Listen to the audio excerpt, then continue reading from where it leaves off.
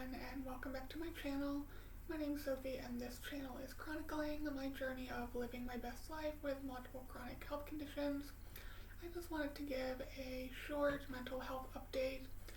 As I posted a couple weeks ago, my cat did die, and that was always the thing that sort of kept me alive. It was always, well, I don't want to leave him without an owner. And just sort of whenever I would have those types of thoughts, he would sort of be the reason why I stuck around. I was always concerned about what would happen when he did die. I had horrible thoughts at times, thinking like, I wish he would die so I no longer had to stay alive. And it was definitely a concern of mine. But so far, things haven't been too bad.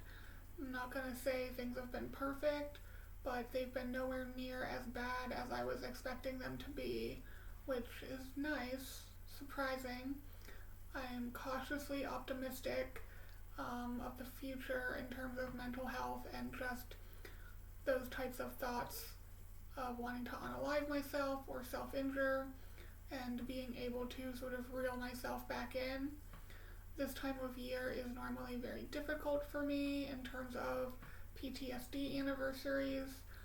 I don't really remember a lot, but I normally spiral at the end of March into April. This is around the time of my birthday, and it's normally really, really bad. And I, again, was very concerned because I no longer have my cat. And financially, I'm just not in a spot right now where I can get another cat. I'm going to wait until I come back from Cleveland no matter what. But at this point in time, I don't know when I'll be able to financially afford another pet. So hopefully things continue to do well in terms of my mental health. I am still not taking the Farxiga, so I do have more energy, and I'm hoping to be able to go to the gym next week.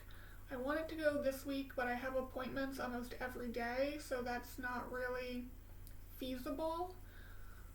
But maybe I'll go over the weekend, at least do maybe some on the exercise bike and get in the sauna again. I know that working out really helps my mental health.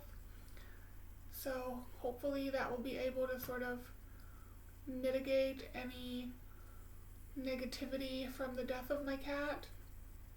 But I definitely feel very lonely in the house. It's not the same.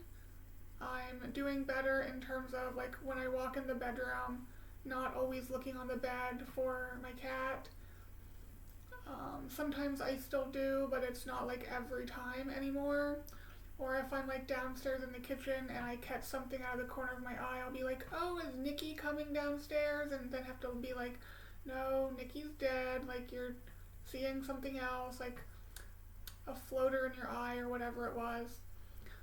So still, waiting for normalcy to sort of figure itself out in my brain. But I am very surprised by my mental health.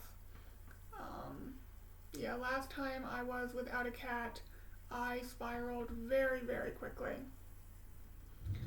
And I do not believe it was around any PTSD anniversaries.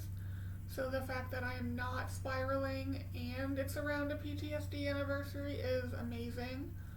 I am still doing therapy every week. It's okay.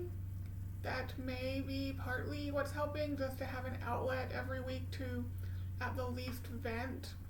We all are still working on sort of identifying emotions, and we normally start the session by talking about anything that happened in the past week that someone would have had an emotional reaction to. So obviously the death of my cat we talked about, and sort of how that mirrors death of other important people in my life. We'll talk about doctors when I have appointments and I'm sort of dismissed as things just being normal or whatever. and it is nice to just have someone to talk about on a weekly basis instead of having to sort of hold things in for a month or more like I was before.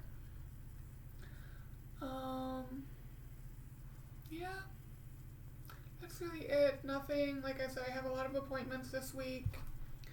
I meet with my psychiatric NP today. I haven't talked to her since December. And then Friday I have my retina specialist because I take Plaquenil and there's a very small chance it can cause retinopathy, so I get a retina exam every year. That is quite long and it's extensive, so that will take up my Friday morning. But hopefully this weekend I can maybe get some exercise in. Not as much as last weekend. I definitely overdid it and basically slept all day on Sunday. I don't think it was a crash. It's not the same. It's very hard to describe.